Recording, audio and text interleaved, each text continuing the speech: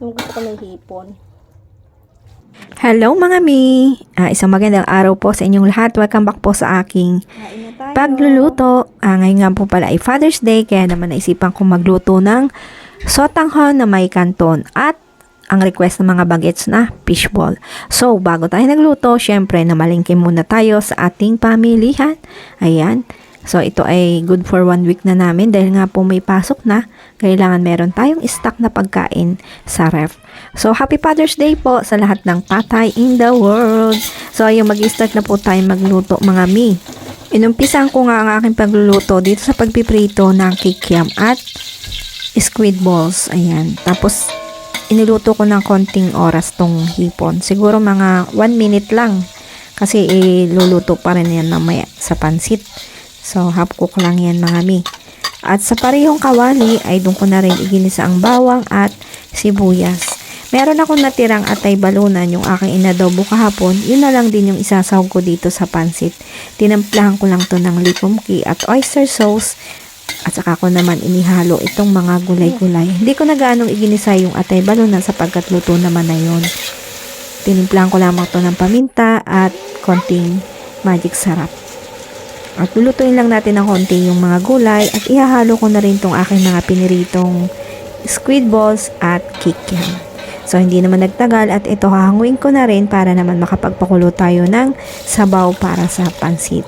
Yung nga palang pinagbalatan ko ng hipon at yung ulo ay pinakuluan ko siya para magamit natin na pang sabaw dito sa pansit. So, simple lang to ating pansit.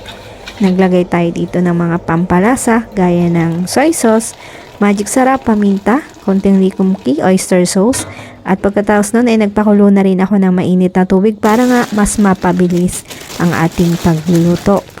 At ang kumukulo na nga ang ating sabaw ay inilagay ko na ang pansit canton kasunod ng ating sotanghon sa puro.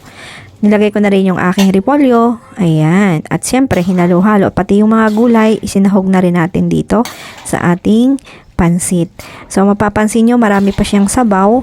Mawawala po yan ng kanya or ng kusa dahil sisip-sipin siya ng pansit. So, ito, luto na yung ating pansit at pwede nang iserve.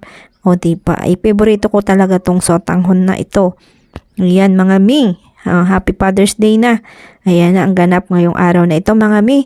Pagkatapos nga pala ng pansit, ay magluluto naman ako ng fishball.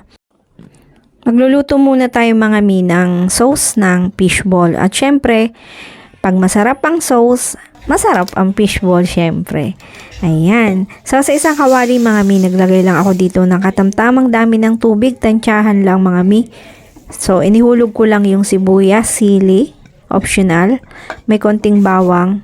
Lalagyan ko lang to ng kaunting soy sauce, sugar, tansyahan meter.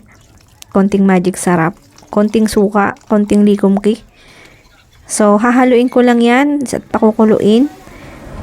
At kapag kumukulo na, lalagay ko na tong cornstarch na kinanaw ko sa malamig na tubig. At hahaluin ko lang yan hanggang makuha ko yung lapot na gusto ko. At ayan na, ready na yung ating fishball sauce or kikiam sauce. So, ito yung ating fishball. Magluluto na tayo guys. Mga mi, kakain na tayo ng fishball. So, ayan. Luto na at ready to serve na sa aking mga junakis. Masarap pong kainin ang fishball kapag mainit pa. Ayan. Napakasarap ng fishball. So, Shanghai ang brand nung aking biniling fishball. Magandang klase po yun. Hindi malansa at masarap. So, ito na po yung ating fishball. Yum, yum, yum. Happy Sunday po sa inyong lahat. And happy Father's Day po sa lahat ng tatay in the world. Thank you for watching guys. God bless.